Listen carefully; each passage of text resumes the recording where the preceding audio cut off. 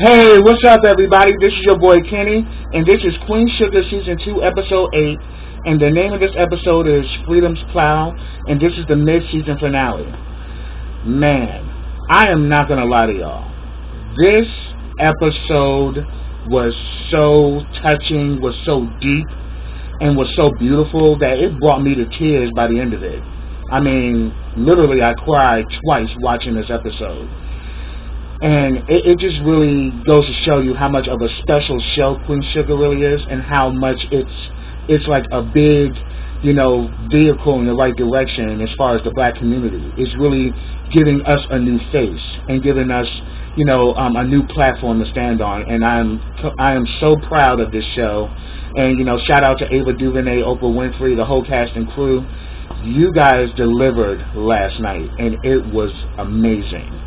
Alright, so let me get started. The episode opens up with Nova and Robert Dubois. Nova has decided to run away from her situation back in Louisiana and has decided to venture out with Mr. Robert Dubois up in the ATL.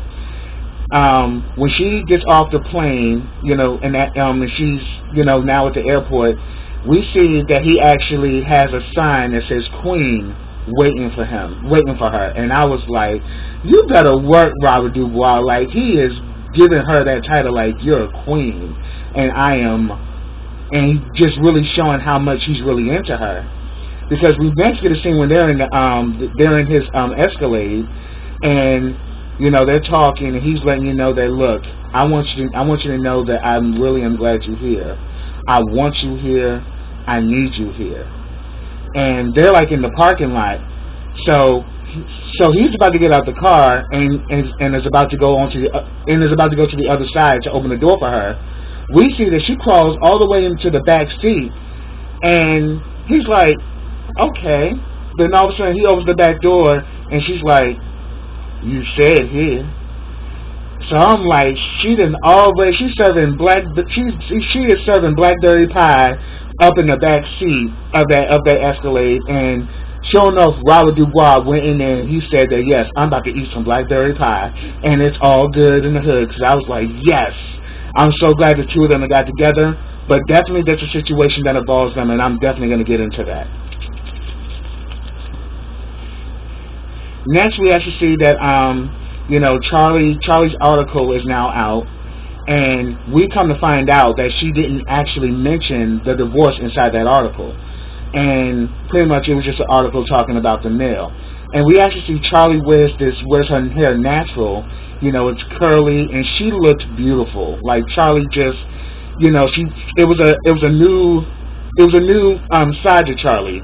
Charlie wasn't so put together. She wasn't so, high society. She just let her hair down and just let her natural curls come through. And her and Micah are having breakfast, and he said that, I read the article, it says nothing about you and Dad breaking up. And she said, I know, we pretty much decided that we're pretty much going to both, talk about the divorce, but we're going to do it, amicably with each other and, not make it a mess. So she chose not to put the divorce in that article. So we pretty much see that they had that moment. Now this part of the episode had me cracking up, because we are seeing that Ralph Angel has to eat crow from all that crap he was talking in the last episode. Because we remember how he acted. He acted in such a way that it alienated his sisters as well as Darla. I mean, he was showing his feelings that he didn't even let Darla in the house. So now reality is hitting him, because he's sitting around with all these bills. He's wondering whether what he did alienated Charlie. So what he does, he calls on Vi, and now Vi just gives him the real. He's like, I haven't been able to get in touch with Charlie or Nova, and pretty much you just let them know how you felt, though. You let them know you didn't need, that you're going to find a way to finance this farm, and you pretty much let them know where you stood. So I think that conversation's been had. And he's like, but no, I don't think they should just drop the farm like this and, just walk away. I mean, and it's like now he realized, Yeah, you talked a bunch of crap and you flex your muscle, but at the end of the day, you got to cash all them checks that you were throwing out. And that's exactly what Vi told you. That write that check, but you better be able to cash it. He wrote a lot of checks, and we saw how Ralph Angel was acting last week. And now he's coming to the realization he's not going to be able to do all this on his own. That he is going to need help. And now he's stuck with all of this. And Vi just let him know, like, look, you got to deal with it. I'm not getting in the middle of this. I tried to tell to y'all. None of y'all didn't want to listen to me. So at the end of the day, y'all on your own. Y'all need to fix this. And as far as I'm concerned, that's all I got to tell you. Bye, Ralph Angel, and hung up on him. I was like, see, Ralph Angel now realized that, there's a price to pay when you give people your ass to kiss. So pretty much Hollywood and Vi have a conversation, and pretty much he's saying that, look, you need to stop stressing yourself out about what's going on with these kids. I mean, they've grown. They can handle their own problems. But she's like, I'm all they got left. But he said, look at you worn out. She's like, man, I'm not worn out. What you talking about? He's like, but you tired. Yeah, but I ain't worn out, though. I thought that was so funny between Hollywood and Vi. They have, like, the best relationship because they pretty much complement one another. And it's just beautiful to see the two of them interact.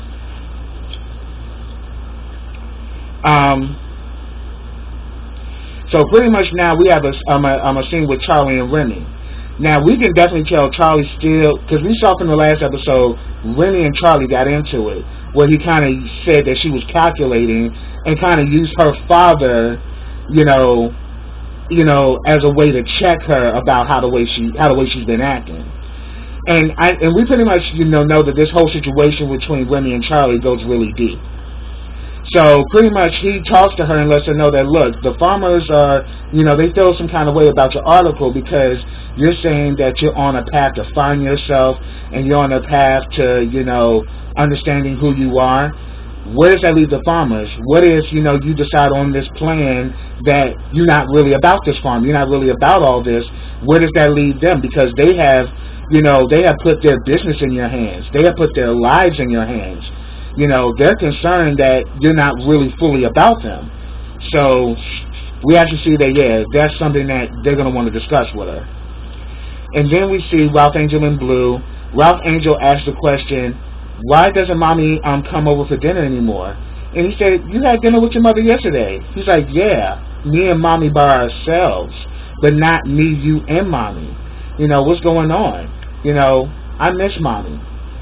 So this is starting to get to Ralph Angel. So now Ralph Angel is now realizing you've alienated the mother of your child, and your child needs his mother.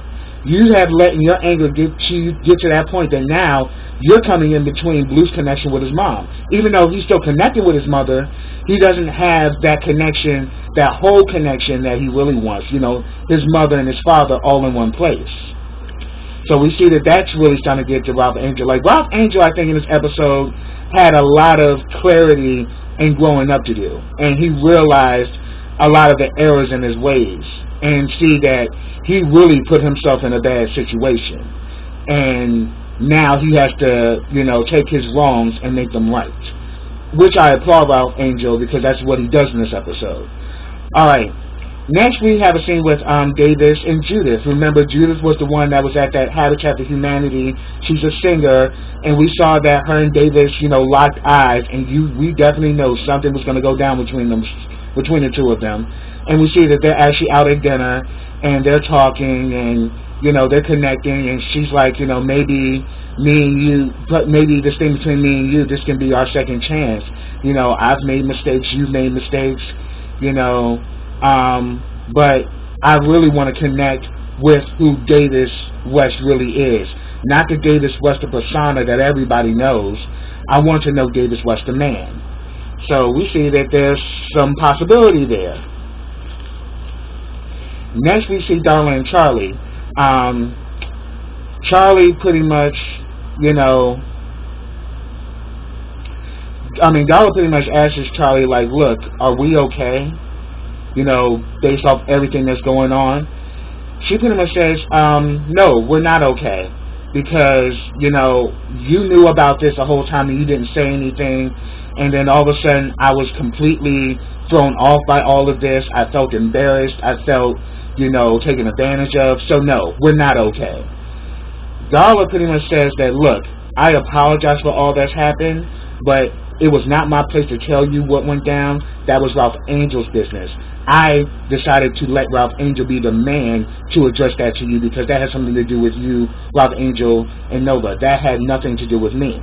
Yeah, I knew about it, but I respect Ralph Angel to let him handle it. But she says that, look, I apologize for how this has made you feel. I apologize if this all came out the way it did, but I just want to let you know that I am loyal to this job, and I am loyal to what you're trying to do. So if you allow me, I'll be more than happy to still work for you, and I'll work for you as long as you'll let me. I was like, Darla, grown woman, she's really coming into her own, and it's refreshing to see, because she just let Charlie straight up know that, look, I'm sorry I didn't tell you about what happened because it wasn't my place to say anything, but I am loyal to this job, and I'm all about doing what I'm supposed to do, and, you know, at the end of the day, if you let me work for you, I'll be the best worker there is. So I thought that was cool. Now, next we see that Robert and Robert Dubois and Nova go to this, you know, this like soiree, and it looks as if they are the only black people at this gathering, because all these people are white. You know, these are, you know, the bigwigs. You know, some on the red side and some on the blue. But Robert Dubois, you know, he pretty much, you know, he kind of like runs in these circles with all of these big money people. So they're there, and we already see Nova is not feeling it. But let me go to say, when the two of them came into the room, Robert and Nova looked like an African king and an African queen, and they looked beautiful together. I was completely blown away. Nova looked beautiful. That African essence was just raining through the screen, and I was so here for it. She looked amazing. And here it is, she's now talking to a lot of these left-wing and right-wing people, and they have all of these, you know, views about, you know, about people and about society, and you can already see she is not for it, because they showed a clip where she looked at him, and she just guzzed down that wine, you know, because kind of letting him know that I'm not feeling this shit. And it definitely gets worse later on. And we also see that we also see Micah with Kiki. They see these young men these young guys who have been, you know, arrested by the cops, and they have them sitting on the curb. They decide to sit there to see if everything goes okay and that these young men aren't hurt. So they decide to sit there. We see Micah runs to one of his white friends from the school, and he introduced you know, his girlfriend Kiki and her friend to them, and he was like, yo, so why don't you come out and hang out with us and everything? And Micah was like, no, that's okay. We're good. I'll catch up with you. So he decided to sit there and actually watch the police. And we can see from this that there's something that went on with Micah, but we get to find out later on what that is. But we definitely can tell that something went down, because we can just look at his face, you know, looking at the disturbance that he displayed in that scene. We know something went on. Okay, then we have a scene where Charlie finally meets up with the farmers. The farmers, you know, who are of her father's generation, they are pretty much the seniors, and they are about their business and about their livelihood, and they're also about their legacy. So they pretty much tell Charlie that, look, we brought our business to you because we believed in what you were talking about. We believed in your cause. We believed in what your father stood for. You know, how do we know that we're just not, you know, just like a picture in your book, that eventually when you turn the page, it's going to be over for the mill, it's going to be over for us, you know, we'll have to go back to the Landry's and get these high, you know, get all these, you know, these rip-off prices that we've been getting. You know, we came to you looking for something better, but we want to know, where do you really stand? Are you really for this, or is this just, you know, a picture in your book? or just a page in your book, so to speak. And Charlie was rocking her natural hair the whole episode, and she looked gorgeous. She pretty much says that, look, I'm now seeing things from my dad's eyes, you know, the land, the love, and the community. She said that, look, when I was a little girl, I used to come here every summer. When I became old enough, I didn't come anymore. And then when I decided to come back, it was due to, you know, the worst circumstances, meaning the loss of Ernest. But since she's been back, she has reconnected with her roots there. And she said that this is home. This is a part of who I am. I'm here to stay. And, you know, I not only have a responsibility to myself, my father's legacy, you know, but I also have a responsibility to you. And when I decided to do this, I meant to, you know, have this. I meant to be this connection in the community, and I intend to be that. And it was cool because Prosper, after she said that, Prosper's like, y'all satisfied now? Because I think old girl is here for the long haul. So that was a good scene because she finally let it be known that she's here for the farm, and that she made a commitment, and it's a commitment that she's going to honor. Then we actually see Darla, Ralph, Angel, and Blue. You know, Blue is like questioning like why mommy doesn't come around anymore. Because he even asks his dad like, did I do something bad? He's like, no, don't blame yourself for this. This has nothing. This is not your fault. You did nothing wrong. But you know, Darla talks to Blue and she lets him know that, look, you know, me and your daddy had a fight. You know, but, you know, the reason why I'm not around here every day is because I have to work, you know, to maintain my recovery. And then she says that, you know, when you were a little baby, mommy was sick, you know, meaning that she was, you know, she had a drug addiction. And I have to keep myself busy, you know, as a part of my program so I don't get sick again. But he said, okay, mommy, I understand. And he says, well, can you come over tomorrow? She says, well, I can't because I have this ceremony to go to. And he's like, oh, can I go? And he's like, it's not for adults. And next we see Ralph Angel lit up. He's like, oh, really? Your 2-week program is tomorrow? And she kind of gives him that look like, you still care. And we just see in Ralph Angel's face, he was lit up. You know, that she has been sober for 2 years and she's now going to celebrate her 2-year sobriety. So we see that that's something that woke him up, that, yeah, she's doing what she's doing because she needs to maintain her recovery. And we're starting to see that there's a shift, you know, now in Ralph Angel where he realizes that you doing what you were doing, you were somewhat sabotaging her recovery. Next, we actually see that Next, we actually have a scene with Davis and Micah. Now, I'm gonna talk tell about all this in total. Davis and Micah. Micah calls Davis and let him know that he wants to take Kiki over to the loft. Davis says, "Okay, it's fine, but I'm not there right now. I'm actually in a marketing meeting right now, but I'll talk to you later." He's actually on a date with Judith, but that's what he told Micah. Well. Pretty much Micah, Kiki, and her friend are walking. They walk past this restaurant, and they literally walk right past the window where Davis and Judith are sitting. And then all of a sudden, Kiki's like, hey, isn't that your dad? And he goes in there and sees his father. Micah goes in there, and he goes off. He's like, oh my God, you can't keep it together, can you? You can't even, it's like, dang, it's like every time you turn around, there's another girl in your face, like, dang. Like, you just can't be honest, can you? All you do is lie. And he's like, excuse me, young man, don't you ever talk to me like that, and what is this going on? This is totally unacceptable. You know better than this. He's like, I dare you try to chastise me when you just lied to me. You just lied to me 5 minutes ago. And like, that's your problem. Like, your lies have completely turned all of our lives upside down. Me and Mom, and then he pretty much told Judith, and he's lying to you too, and walked out. And I was like, ooh, he got bucked. But on a normal circumstance, you come out there with your parents, you better be prepared to get a backhand because You did that in public. And then when they got home, he blasted his music and literally locked his father out of his room for days.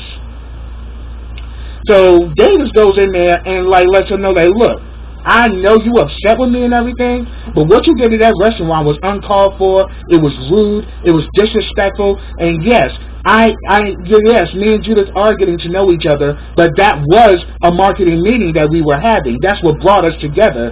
And I dare you come out and disrespect her or disrespect me. You know better than that.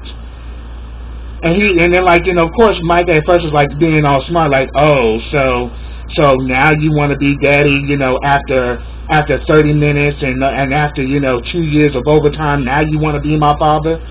And then he's like, yo, I don't know what's going on, but I want my son back.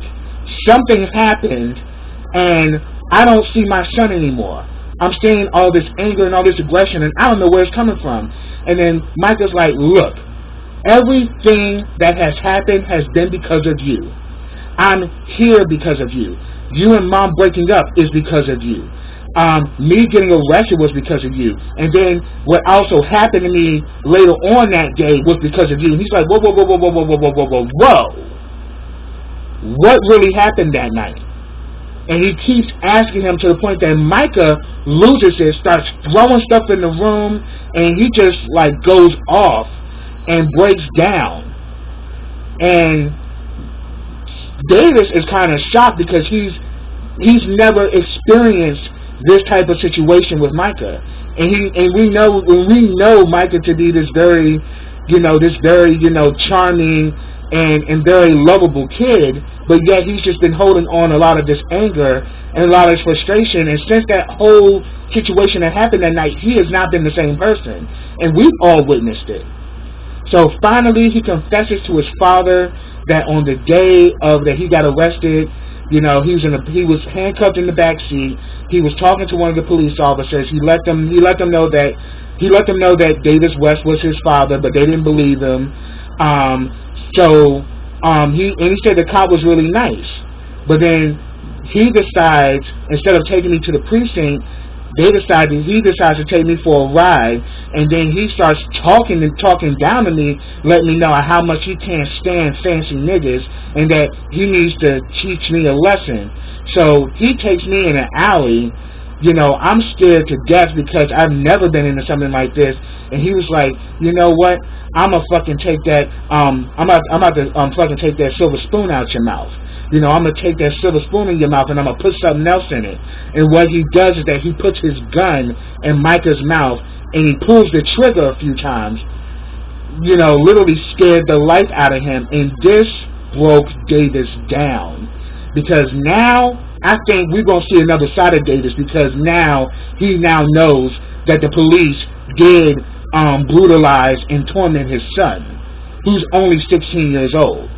And this is a reality that we're facing in the black community, and we need to continue to put a mirror to this, because this type of treatment is inhuman, it's bestial, and it's unacceptable. I don't stand by it. And I'm so not for it myself. So therefore, seeing it and hearing that story broke me down. And I was like, this is insane. This is a child. And the cops did this? The people who are supposed to serve and protect? I mean, we need service and protection as well. Police brutality and all of this negative shit that's going on in today's society is insane. And I'm glad that Queen Sugar is using this platform to talk about these issues, because these are real issues in the black community that we can no longer run away from and we can no longer put under a rug. Now, we pretty much see after this, Nova and Robert Dubois, have a moment and, at this event, and the guy is pretty much literally talking about,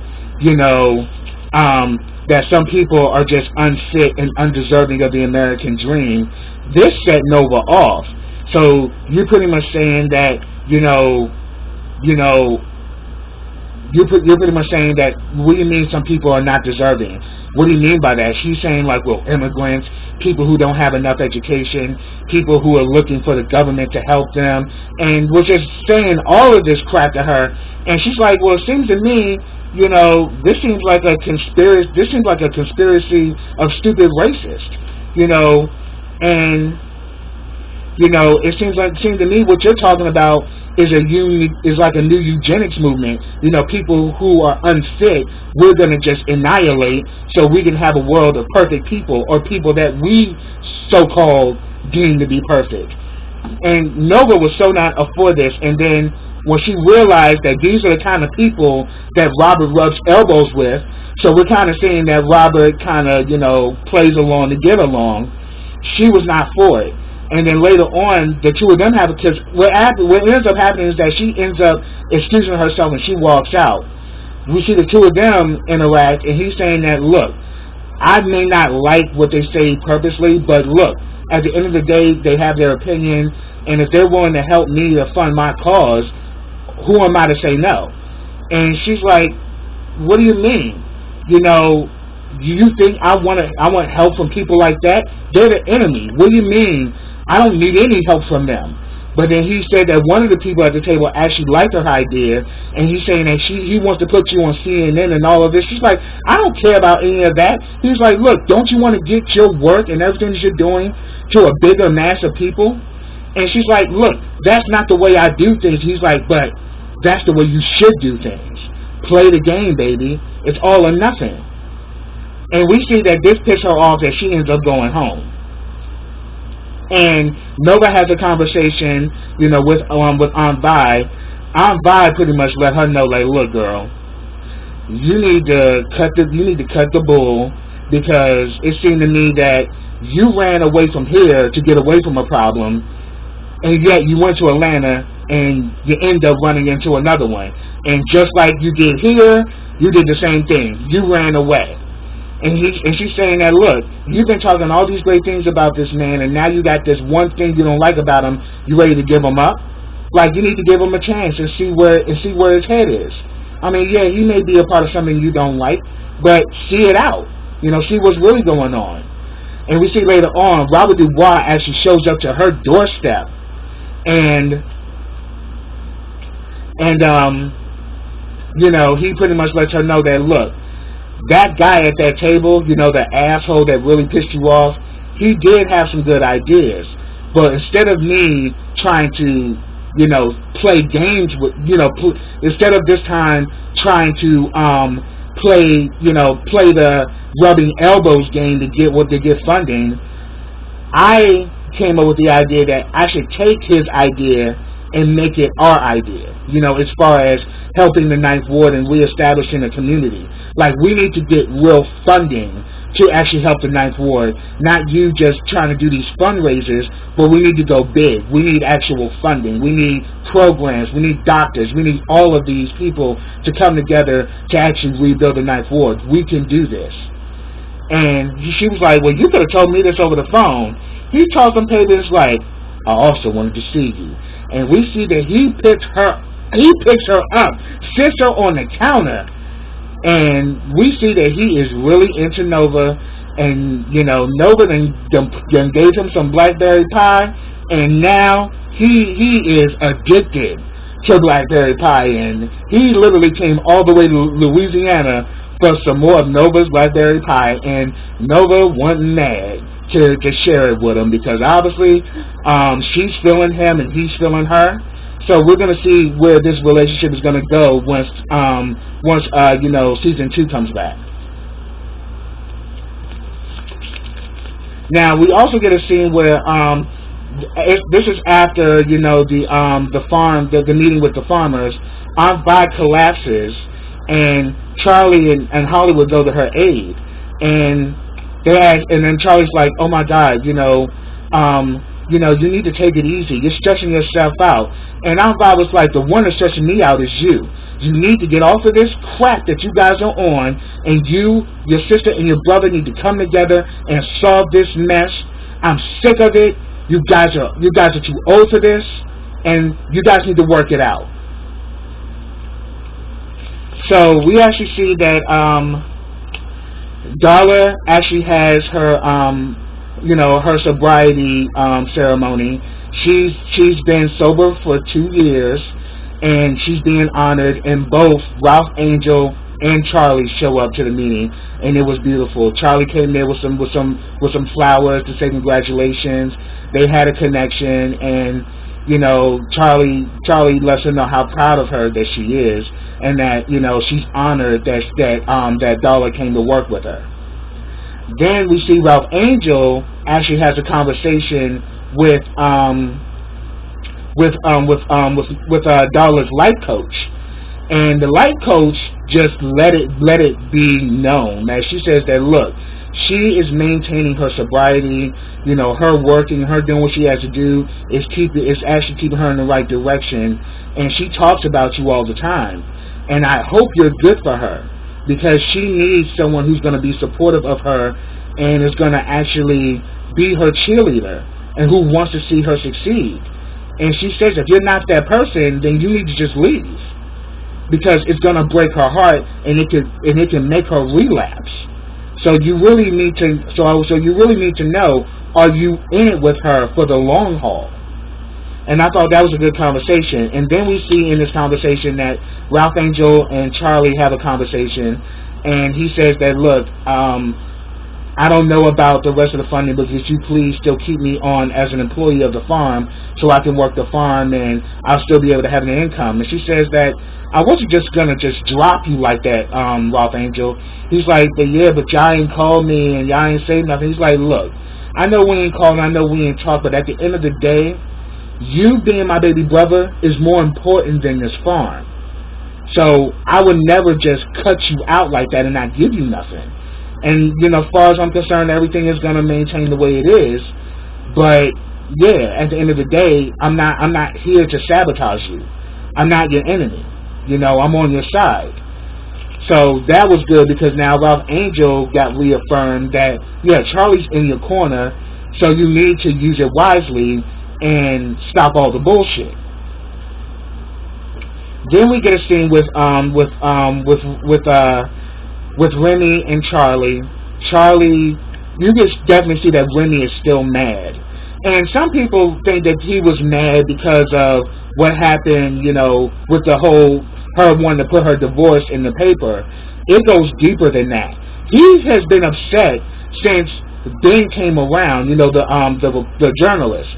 And when he started asking questions about Remy's role, and, he was kind of, hitting that, oh, so you guys are like brother and sister, because Remy had told him that Ernest was like a father to him. So he's like, oh, so brother and sister thing, huh? And then, Charlie was like, well, yes, he's like family and all of that, knowing their connection is deeper than that. So the way Remy feels jaded, and also feels some kind of way, because she felt that the whole time she was working with the journalist, she was trying to be this perfect person, not knowing that this is Charlie's problem, that Charlie is a perfectionist. Her mother raised her to be a perfectionist, and it was coming out, when she was working, with Ben. But around the time she was about to finish up the interview, we saw from the last episode she had a break. And that's when she decided that she had to stop trying to be the perfect Charlie borderline West and actually just be Charlie authentic. Because that's what Ben wanted. He wanted her to just be herself. Not try to control the narrative or be this perfect person. So that is what Remy was upset about, was that she was trying to be this perfect person instead of being the person that he knew and the person that he grew to like. So, but this time, she finally let it be known that I'm not being calculating with you. I really do care about you. And do you want to be with me? Just say it. Just say it. And we literally saw Charlie crying. Like, she broke down and just let herself be. And this, I think, is what really got Remy, because now he sees that she really is into him. We really saw Remy almost choke up too. And then he finally was able to hold and embrace her, because he wanted that original Charlie back. That Charlie they used to, cut up with him, and they used to, laugh and talk with each other. That's the Charlie that he wanted. And he finally got that Charlie back, and he was happy. So I actually was happy that that solved the way it did. And what I'm going to end with is Ralph Angel and Dawn-Lyen. This scene had me bawling. Like, I was crying hard because it was so beautifully done. They come home with Blue. The lights have been turned off because he forgot to put an extension on the light bill. So I'm saying reality is now hitting Ralph. You know, you realize you do need your sisters and you do need help running that farm. You're not able to do it alone. Not at this time. So then she puts Blue to bed. Once she comes back, she sees that, you know, Ralph Angel has lit these candles and has, you know, made this great design and it's beautiful. And in this moment, he confesses how proud he is of her and that I want to be my best so I can help you be your best. I'm by your side. I'm sorry that I wasn't as supportive as before, but, you know, now I understand the importance of your sobriety. And he's like, I want you to stay. And she says, you want me to stay for the night? And then he said, no. He says, yeah, I want you to stay the night after that, and the next night, and the next night, and the next night. And then we saw Ralph Angel cry. And I was, woo, that scene had me choked up because I was like, that was beautiful because he let himself be tender. He allowed himself to be vulnerable, and he asked Darla to marry him, and she said yes. I was like, that is a great way to end the mid-season finale because now they are all going to be embarking on new journeys, and we're going to see how this is going to transpire once the rest of Season 2 comes back. But that's what I have for you guys. If I miss anything, put it down in the comments. I'd love to hear from you. But subscribe to my channel. Click that bell so you can get notifications every time I drop a video. Like this video, comment on this video, and share this video. And I will be back when Queen Sugar comes back for Season 2. And I think the next thing that they're gonna be doing is Greenleaf. Greenleaf is coming back on August 15th and the 16th, 2-night premiere. I will be reviewing that just to let you guys know. So until the next time we do Queen Sugar, everybody, take care.